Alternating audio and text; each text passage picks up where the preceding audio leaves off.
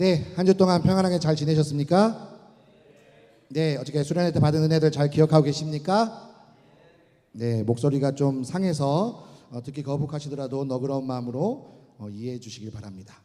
네, 우리 성령 형제가 더 잘할 수 있는데 수련회 때 진행팀으로 너무 수고를 많이 해서 다리 힘이 좀 풀린 것 같아요. 그래도 하나님께서 그 중심을 기억하시고 그의 열정과 헌신 가운데 크신 기쁨이 넘치시리라 믿고, 또 성령 형제의 삶과 또 동일한 마음으로 주님 앞에 헌신을 고백하는 우리들의 삶 가운데 하나님의 은혜가 넘치기를 간절히 축원합니다. 자, 오늘 드디어 에베소 교회에 대해서 말씀을 나누고자 합니다. 자, 우리가 계속해서 주님의 몸된 교회가 어떠한 위기 상황이 있었고 이 위기를 어떻게 지혜롭게 극복하고 있었는지를 말씀을 통해 살펴보았습니다. 초대교회에 대해서, 또 2차 전도 여행의 중심지였던 빌립보 교회, 또 그 다음에 데살로니가 교회, 그리고 고린도 교회, 이제 그것을 지나서 에베소 교회에 대해서 말씀을 나눠보겠습니다. 20세기에 고고학이 발달했어요. 그래서 예루살렘에 있던 고대 성전에 대해서 어느 정도 복원을 하게 되었습니다. 근데 복원을 해보니 이런 모습이 좀 신기하게 밝혀졌습니다. 그 가운데 골짜기에서 성전까지 올라가는 돌계단이 있어요. 돌계단이 있는데 이 돌계단을 정말 규모에 맞춰서 정확하게 탁탁탁탁탁 이렇게 만들어진 게 아니라 모양도 다르고 폭도 다르고 높이도 다르고, 그러니까 엉망진창 제멋대로 만들어진 것처럼 계단이 형성되어 있는 거예요. 아마 경험이 있으실 거예요. 어떤 계단을 오를 때에 갑자기 한 계단이 높으면 내려가다가 갑자기 확 내려가면서 허리가 꺾이는 그런 충격을 경험하신 분도 있으실 거고, 또 높은 계단을 오르다가 신발에 걸려서 넘어질 뻔한 위기를 겪으신 분도 있을 겁니다. 계단은 똑같은 높이여야 합니다. 그런데 예루살렘의 고대 성전, 무너졌던, 지금은 흔적밖에 남아있지 않는 그 성전을 올라가는 계단이 제 멋대로라는 것은 좀 충격적인 사실이라 할 수 있죠. 그래서 어떤 사람들은 그때는 이런 건축을 할 때 좀 세심하게 하지 못했나 보다 라는 평가를 내리곤 합니다. 하지만 우리가 성경에서 만나는 예루살렘 성전의 건축 장면은 최고의 것을 구별하여 드리는 건축이거든요. 가장 좋은 것을 하나님께 드리기 위해 나무도 저기 두로라는 곳에서 일부러 수입해서 성전을 짓곤 하였습니다. 그러한 관점에서 볼 때 이 제 멋대로인 계단은 건축 기술의 부족이 아니라 무언가 의미가 있겠다라고 생각하는 사람들도 있었습니다. 그래서 그 사람들은 이렇게 이야기합니다. 만약에 계단의 폭도, 높이도, 모양도 다 똑같다면 골짜기에서 성전을 올라가는 그 시간 동안 사람들은 아무 생각 없이 계단을 저벅 올라갈 수 있는 거죠. 우리가 등산을 하거나 계단을 오를 때 조심해야지 라고 생각하면 올라가지 않는 것처럼, 그냥 무의식적으로 편하게 올라가는 것처럼 하나님께 예배드리러 가는 그 자리에 아무 생각 없이 아무 준비 없이 올라가는 것을 경계하기 위해 계단을 집중하며 올라가면서 지금의 자리는 하나님께 예배하는 자리예요. 예배하는 자리로 나아가기 위해서는 내 마음이 이래서는 안 되지. 예배하는 자리로 나아가기 위해서는 나의 지은 죄를 하나님께 고백해야지, 내려놓아야지. 이렇게 집중하는 마음으로 계단을 오르라고 그렇게 지은 것은 아닐까라는 이야기가 생기기 시작하였습니다. 무엇을 말합니까? 성전을 오르는 그 계단마저도 하나님께 예배한다라는 그 본질에 집중하기 위해 만들어졌다는 거예요. 동일합니다. 우리가 신앙생활을 할 때 신앙의 본질이 무엇인지를 늘 기억해야 합니다. 신앙의 본질은요, 앞에서 찬양하는 형제가 얼마나 잘생겼느냐, 앞에서 찬양하는 자매가 얼마나 노래를 잘하느냐, 앞에서 기도하는 형제가 얼마나 유창하게 기도하느냐, 또 앞에서 인도하는 사람이 얼마나 미소를 띠며 정중하게 나를 맞아주느냐, 이게 신앙의 본질은 아니에요. 우리 신앙의 본질은 하나님을 향한 믿음에 있습니다. 하나님이 내 인생의 주인이 되신다는 고백에 있습니다. 그렇기 때문에 교회는 능력 있는 곳이고, 교회는 중요한 곳이고, 교회는 하나님의 손과 발인 것이고, 교회는 주님의 교회인 것입니다. 주님의 교회에서 신앙생활하면서 때로는 우리의 생각 때문에 또 우리의 신앙 관습 때문에 행여나 내가 가지고 있는 생각과 내가 가지고 있는 경험을 성경의 진리라고 하나님의 뜻이라고 착각하시면 안 된다는 거죠. 내가 가지고 있는 기준을 가지고 상대방을 판단하는 오류를 범해서는 안 된다는 거예요.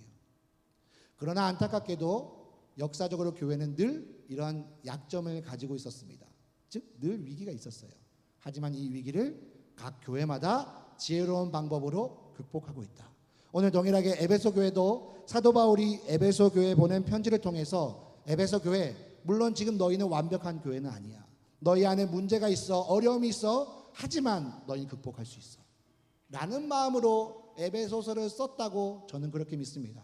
그렇다면 동일하게 오늘 에베소 교회가 위기를 극복한 방법을 통하여 우리도 또한 지금 한국교회의 위기를 말하고 있는 이 시점에서 우리의 신앙의 본질에 집중하고 위기를 극복할 수 있는 지혜를 말씀에서 찾아야 할 것입니다.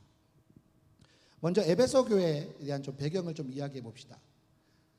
우리가 앞서 나눴던 빌립보 교회, 데살로니가 교회, 그리고 고린도 교회는 사도 바울이 3번에 걸쳐서 전도 여행을 했다라고 성경에 기록되어 있는데 그 중에 2번째 선교 여행에서 있었던 교회, 개척했던 교회의 이야기였습니다. 이제 고린도에서 2차 선교 여행을 거의 다 정리하고 이 선교에 있었던 일들을 예루살렘 교회에 보고하고 자기가 파송받았던 안디옥 교회로 돌아가기 위해 사도 바울은 정들었던 교회를 떠나 이제 이 여행을 시작합니다. 여행을 하던 중에 예루살렘을 가던 중에 그때 당시에 교통의 요지였던 에베소라는 지역에 들렸어요. 돌아가는 중에 잠깐 들린 곳이에요. 그런데 사도 바울이 2차 전도 여행 때 성령의 능력을 따라 은혜를 따라 인도함 받았지만 얼마나 많은 위기를 겪었습니까? 우리 말씀을 통해 살펴보았잖아요.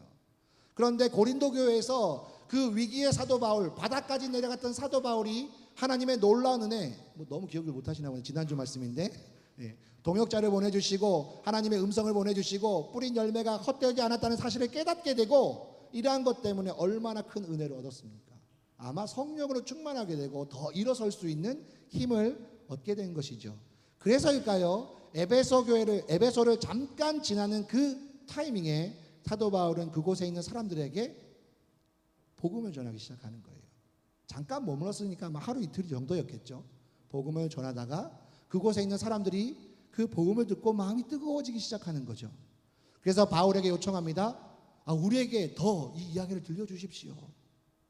당신이 하는 이 말이 우리의 가슴을 울리고 있는데 이 이야기를 더 듣고 싶습니다. 라고 요청하였습니다. 근데 문제는 사도 바울이 이 부탁을 들어줄 수가 없어요. 왜요? 돌아가야 하거든요. 그래서 기회가 되면 다시 여러분에게 올 것입니다. 나의 이 약속은 마치 우리가 오랜만에 누군가 친구를 만나면 잘 지내? 우리 밥 한 끼 하자. 이게 그냥 밥을 먹자는 얘기는 아니잖아요. 그냥 인사하자는 말이잖아요. 정말 이 말을 밥 먹자는 이야기로 들으셔서 맨날 핸드폰만 보고 계시면 심한 상처가 여러분 마음에 임할 수 있어요. 그래서 그런 건 가볍게 흘려버릴 수 있는 센스가 있길 바라고 행여나 오늘 지나서 밥 한 끼 먹자라고 하신 분들은 꼭 입술의 열매를 지키시기를 제가 바랍니다. 아무도 저한테는 밥 한 끼 하자고 얘기를 안 하셔서 제가 좀 섭섭하기도 하죠. 사도 바울은 내가 다시 오겠습니다. 이 말이 결코 공수표처럼 이야기되는 게 아니라는 것을 알려주기 위해서 고린도 교회에서 만나 그의 평생 동역자가 되어서 지금 함께 예루살렘으로 가고 있는 브리스길라와 아굴라를 에베소에 남겨두었어요. 내가 이 사람들을 남겨둡니다. 이 사람들 정말 신실한 사람들이에요. 이 사람들이 여러분에게 더 복음을 전해줄 거예요. 저는 돌아갔다가 금방 올게요. 그곳이 에베소였어요. 이제 3번째 전도 여행을 시작하면서 바울은 에베소에 와서 이제 두란노 서원을 세우고 그 유명한 두란노 서원이 에베소에 있었어요. 두란노 서원을 세우고 그곳에서 하나님의 말씀을 전하기 시작합니다. 그랬더니 그곳에서 얼마나 큰 하나님의 능력이 나타나는지 사도행전 19장 20절 말씀에는 이와 같이 주의 말씀이 힘이 있어 흥왕하여 세력을 얻으니라 라고 되어 있습니다. 사도행전 기록을 보면 정말 많은 사람들이 하나님을 믿게 되었습니다 라는 표현이 몇 군데가 있어요. 이날에 주의 말씀을 받고 세례를 받은 이가 4천이나 더하다, 이런 표현.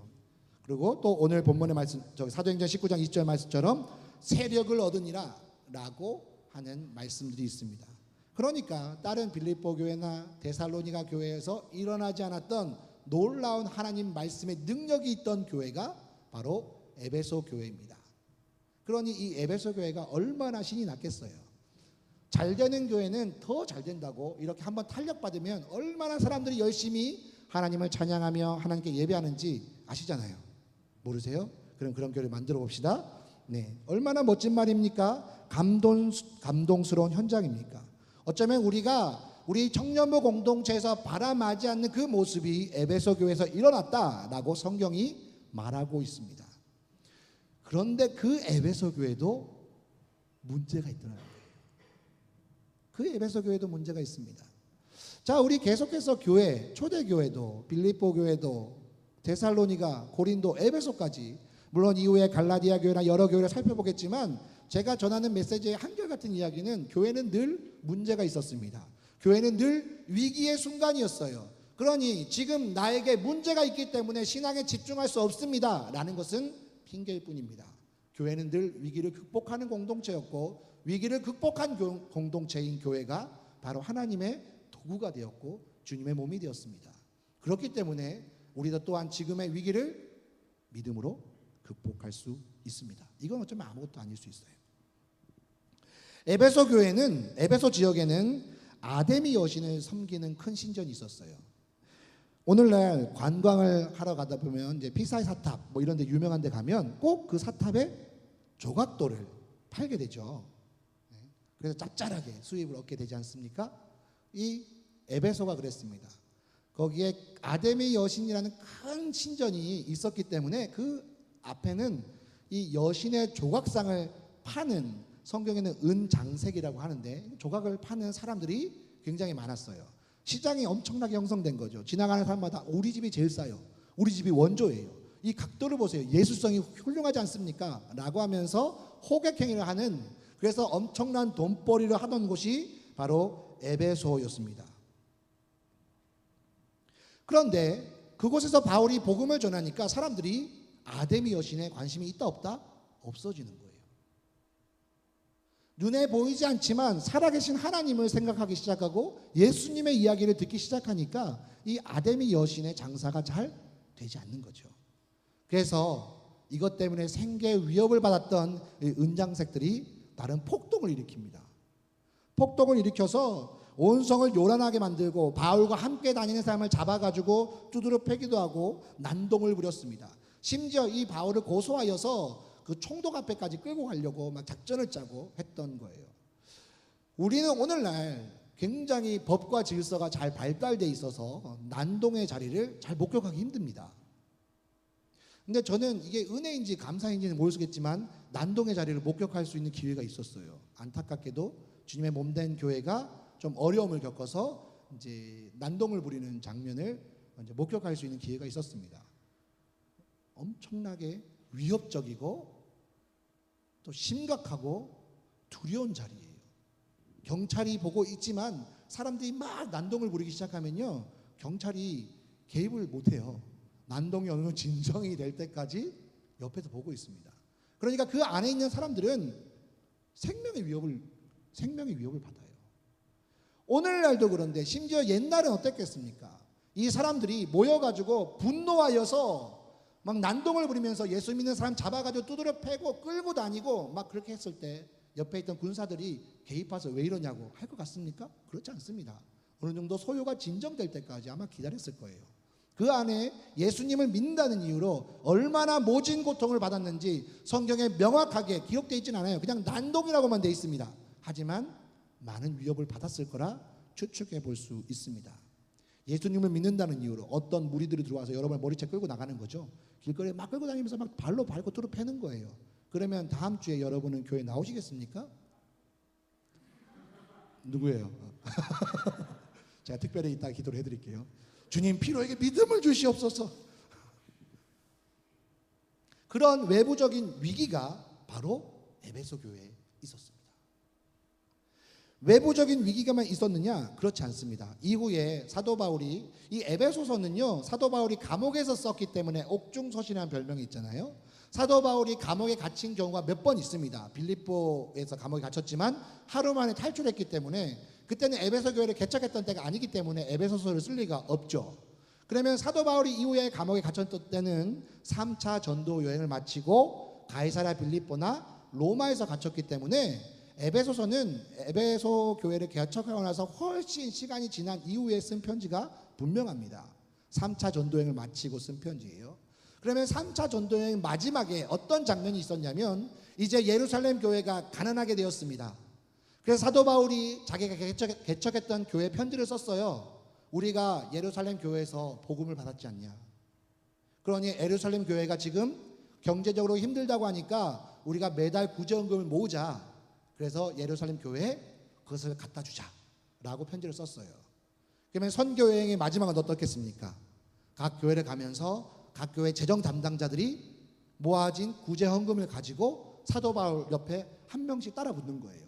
빌립보 교회 재정 담당자, 데살로니가 교회 재정 담당자.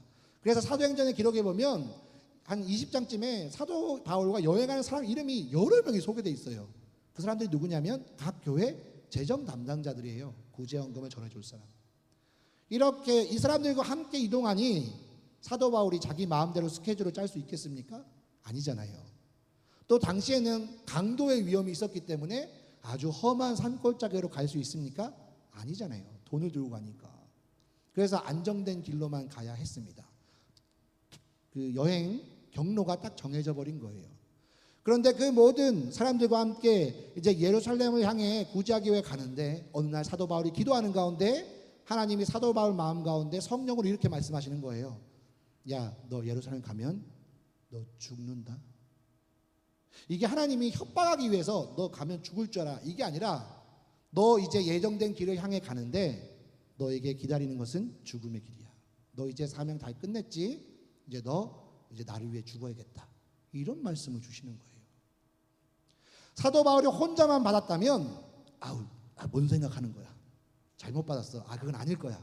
라고 하지만 옆에서 성령 충만한 빌립 집사의 딸들이 막 예언으로 당신 이제 가면 잡힙니다. 이렇게 예언하기 시작하고 이런 일들이 계속 반복되는 거예요. 그래서 사도 바울은 마음에 각오를 했습니다. 이제 나는 죽으러 간다. 그 마음을 가지고 예루살렘에 가는데 문득 에베소 교회가 생각나는 거예요. 내가 3년 동안 눈물로 가르쳤던 교회. 이제 다른 고린도나 빌립보나 데살로니가나 갈라디아 교회는 나름 어느 정도 자리를 잡았는데 아직 자리 잡지 못한 이 에베소 교회 어떡하지? 라는 생각에 이 에베소 교회 지도자들을 사도 바울이 지나가는 길에 있었던 밀레도라는 지역으로 불러요. 불러서 이렇게 말합니다. 나는 이제 예루살렘으로 가는데 환난과 결박의 길이 기다리고 있어요. 이제 나는 가면 어떻게 될지 몰라요. 이제 당신은 당신들을 못 볼 수 있어요. 그렇기 때문에 걱정스러운 마음으로 마지막으로 유언과 같이 당신들에게 이야기합니다. 내가 눈물로 3년 동안 당신들을 위해 가르쳤던 그 하나님의 말씀을 기억하십시오. 내가 가면 분명히 이리와 같은 잘못된 복음을 가진 사람들이 와서 여러분을 소란케 할 것인데 거기에 휩싸이지 말고 믿음을 끝까지 지키십시오 라고 권면하는 내용이 사도행전 20장에 소개되고 있습니다. 실제로 사도 바울은 예루살렘에 가서 잡히게 되고 가이사랴 빌립보에서 2년이 넘는 시간 동안 옥고를 치르다가 나중에 로마로 가서 또 이제 감옥에 갇히게 되고, 그 이후의 기록은 성경에 나와 있지는 않지만 역사적인 기록을 따져보면 네로의 박해 때 참수당하여 순교하게 되었습니다. 자, 그러면 사도 바울이 자기의 죽음을 앞두고 이 밀레도에서 에베소 장로들에게 했던 말이 무엇입니까? 이리가 와서 양인 너희들을 잡아먹을 텐데 조심하라는 거예요. 잘못된 복음이 너희를 변질시킬 텐데 믿음을 굳게 지켜서 그 복음을 순수하게 유지하라 라고 이야기하는 거죠. 내가 3년 동안 정말 눈물로 너희에게 가르쳤던 하나님의 말씀을 꼭 기억해라 라고 이야기하고 있습니다. 무엇을 말합니까? 복음이 변질될 수 있는 위기가 에베소 교회에 있었다는 거예요. 안타깝게도 이후에 이 에베소 교회는 예수님의 제자인 사도 요한이 가서 이제 좀 말씀을 전하고 이렇게 했던 교회가 되었습니다. 근데 이 사도 요한도 반모섬에 유배되어서 세상의 종말에 대한 하나님의 말씀을 듣고 교회에서 편지를 썼는데 에베소 교회를 향해서 썼던 메시지가 기억나십니까? 너희가 처음 사랑을 잊어버렸도다 라고 말했어요. 사도 바울이 그렇게 권면하고 사도 요한이 그렇게 가르쳤건만 처음 사랑을 잊어버린 교회가 되고야 말았습니다. 왜 그렇게 됐겠습니까? 외부적인 고난과 복음을 변질시키려는 잘못된 가르침 앞에 분별하지 못하고 쉽게 넘어져 버렸기 때문에 한때는 세력을 얻을 정도로 우리가 바람하지 않는 부흥의 교회였으나 처음 사랑을 잃어버린 책망받는 교회가 되어버렸다는 거예요. 이곳에 하나님께서 한영교회를 세우셔서 이 지역사회에 있는 많은 사람들에게 하나님의 복음과 사랑을 흘려보내는 복의 통로로 삼으셨습니다. 근데 교회가 되기 위해서는, 주님의 몸이 되기 위해서는 우리가 잘 판단해야 한다는 거예요.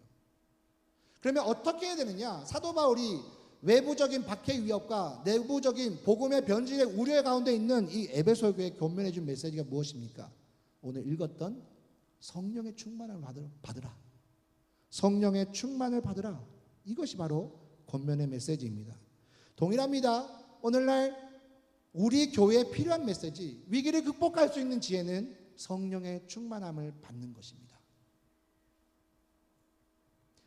근데 이렇게 얘기하면요, 오늘날 많은 청년들은 좀 약간 마음에 부담이 있어요. 저희가 생각을 해보면 저희 부모님 세대들은 이제 기도할 때 성령의 충만함을 위해서 많이 기도했던 것 같아요. 찬양 부를 때도 뭐 여러분 잘 알잖아요. 불러 충만하게 하소서, 이렇게 성령의 간구를 구하는 굉장히 많은 찬양과 기도가 있었습니다.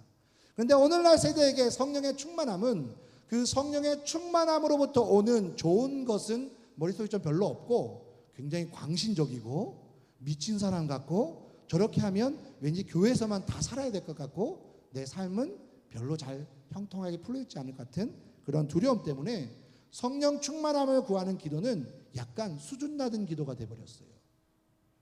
무식한 기도가 돼버린 것 같은 그런 세대에 우리가 살고 있습니다. 그러나 복음의 메시지는 변함이 없습니다. 성령의 충만함을 받는 것, 그것이 바로 그 위기의 해법이었어요. 이제 감옥에 갇혀있는 바울은 친히 가볼 수 없는 에베소 교회에 편지를 씁니다. 이 편지의 처음 시작은 이렇습니다.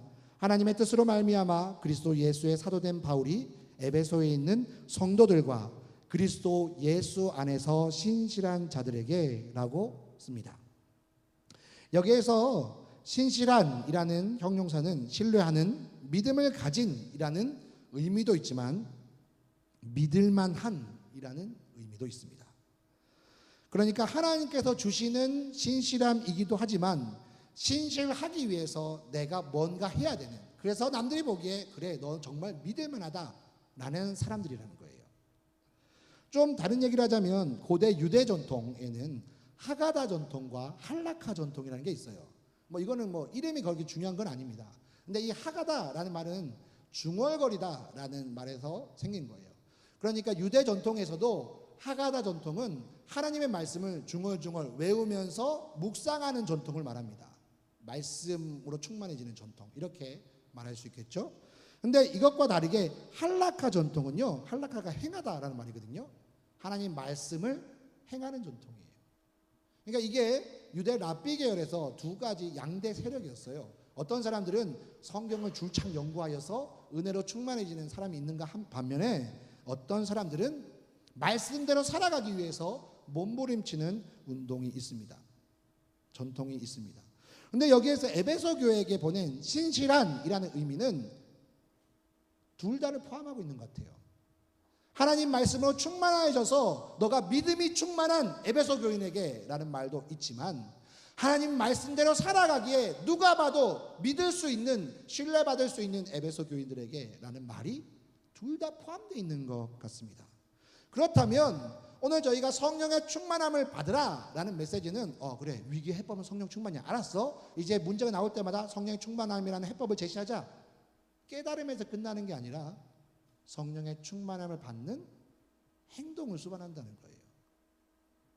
그렇기 때문에 성령의 충만함을 받으라 라는 말은 한 귀로 듣고 한 귀로 흘려보낼 것도 아니고, 그냥 우리 부모님 세대 별로 공부도 많이 못하셨고 그냥 신앙도 잘 모르고 그냥 뜨거움만 있었던 세대가 하는 무식하고 수준 낮은 기도가 아니라 우리에게 필요한 기도 제목이라는 거죠.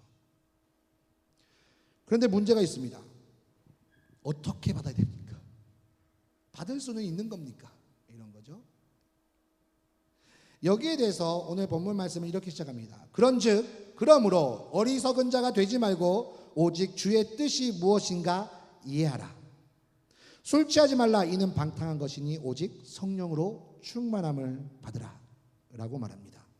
또한 16절에 보면 세월을 아끼라. 때가 악하다 라고 말하죠. 이 메시지에서 한결같이 주어지는 것이 무엇입니까? 우리에게 선택이 존재한다는 거예요. 세월을 아끼라 라는 말에 이 아끼라 헬라어는 이런 말이 있습니다. 구속하다 라는 의미가 있어요.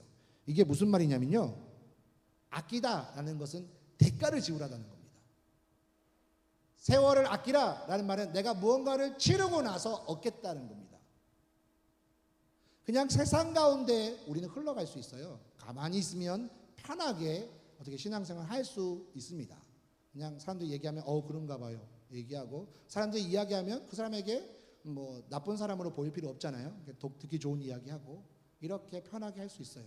하지만 성령의 충만함을 받기 위해서는 내가 뭔가 대가를 지불해야 되는 거예요. 그 대가가 때로는 내가 정말 소중하게 여기는 것일 수도 있습니다. 내가 정말 소중하게 여기는 친구, 내가 정말 소중하게 여기는 나의 앞길, 내가 정말 소중하게 여기는 돈, 심지어 내가 정말 소중하게 여기는 내 자존심. 위기를 극복하기 위해서 하나님이 성령의 충만함을 받으라 이야기하셨는데 왜 우리가 이 기도 제목이 부담이 되고 충만함을 받을 수 없느냐? 아끼지 않기 때문에 그래요. 대가를 지불하지 않기 때문에 그렇습니다. 하나님은 나에게 유리하셨으면 좋겠어요. 내가 원하는 기도 제목만 응답해 주시고, 내가 필요할 때만 옆에 계시고, 내가 원하는 방법으로만 문제를 해결해 주시는 분이어야 하거든요. 하나님의 뜻이 세워지고 하나님 방법대로 이루어지는 것은 내가 원하는 바가 아니에요. 물론 우리는 기도는 그렇게 합니다. 하늘에서 하나님의 뜻이 이루어진 것처럼 이 땅에서도 이루어지게 하옵소서. 이 땅에 하나님의 뜻이 이루어지길 원해요. 근데 하나님의 뜻이 진정으로 이루어지면 여기에서 예수 믿는 사람 몇 명이나 계시겠습니까? 예수님 말씀하셨습니다. 내가 온 것은 섬김을 받으려 함이 아니라 섬기려 하고. 예수님이 원하시는 길은, 하나님의 뜻은 섬김과 희생과 고난의 길이에요. 그것만 교회에 있다면 누가 이 자리에 나오겠어요? 우리는 학점 잘 받기를 원하고요, 대학 가기를 원하고요, 좋은 직장 가기를 원하고요, 좋은 배우자 만나기를 원하고요, 돈 많이 벌기를 원하고요, 인생 잘 풀리기를 원하거든요. 어쩌면 지금 우리가 겪고 있는 위기는 성령의 충만함을 받으라 이 메시지를 잃어버린 거예요. 대가를 지불하여 성령의 충만함을 받기보다 내가 원하는 것을 추구하기 때문에 교회는 변질돼 버린 거죠. 이리가 들어온 거죠. 에베소 교회처럼 우리는 처음 사랑을 잊어버린 거죠. 그렇다면 성령의 충만함을 받으라 이 이야기는 우리가 포기할 수 없는 거예요. 물론 여기 계신 분 중에서 그냥 이렇게 살다가 죽을래요 라고 한다면 저도 특별히 더 권면은 못하겠습니다만은, 하나님께서 우리를 구원하신 목적이 분명히 있다는 것을 깨닫고 그 부르심대로 살아가길 원한다면 우리는 성령의 충만함을 받으라 이 메시지를 포기할 수 없습니다.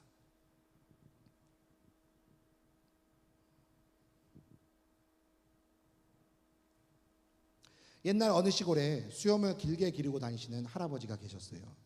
그랬더니 동네에 있는 한 꼬마가 너무 궁금한 거예요. 할아버지는 혹시 주무실 때에 수염을 이불 안에 넣고 주무세요? 이불 밖에 꺼내놓고 주무세요? 이렇게 물었어요. 할아버지가 곰곰이 생각해 보니까 기억이 잘 안 나는 거예요. 그래, 미안하다. 내가 오늘 밤에 확인해보고 이야기해 줄게. 그날 밤에 대해서 이제 할아버지가 잠자리에 누웠습니다. 이불 속에 수염을 넣었더니 답답한 거예요. 막 고개를 이렇게 해야 되는데 수염이 이제 눌리니까. 그래서 이불 밖으로 뺐더니 뭔가 좀 이상한 느낌이 드는 거죠. 그래서 넣었다 뺐다 하다가 밤을 꼴딱 새버렸어요. 30년 동안 수염을 달고 있었는데 의식하지 않았을 때는 그냥 편하게 잘 잤는데 이제 생각하기 시작하니까 의식하니까 오히려 불편해지는 거죠. 오늘날 많은 사람들에게 성령이 약간 이런 의미입니다.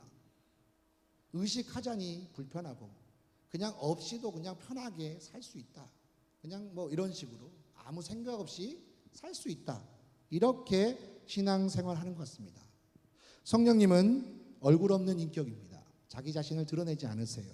그래서 많은 사람들에게, 많은 그리스도인들에게 성령님은 좀 잘 모르거나 거리가 있는 것으로 느껴집니다. 한 번은 제가 찬양 집회를 갔었어요. 갔더니 이제 예배 인도하시는 분이 이제 기도를 인도하시더라고요. 자, 우리에게 성령이 임하기를 원합니다. 성령이 임하소서, 성령이 임하소서, 더 막 이렇게 소리를 지르시더라고요. 제가 그 마음은 충분히 이해합니다. 성령님이 정말 강하게 임하시기를 원하는 그 중심은 정말 10분 공감을 하였으나 그 자리에서 저에게 있었던 불편한 마음은 성령님에게 우리가 명령하는 것 같았어요.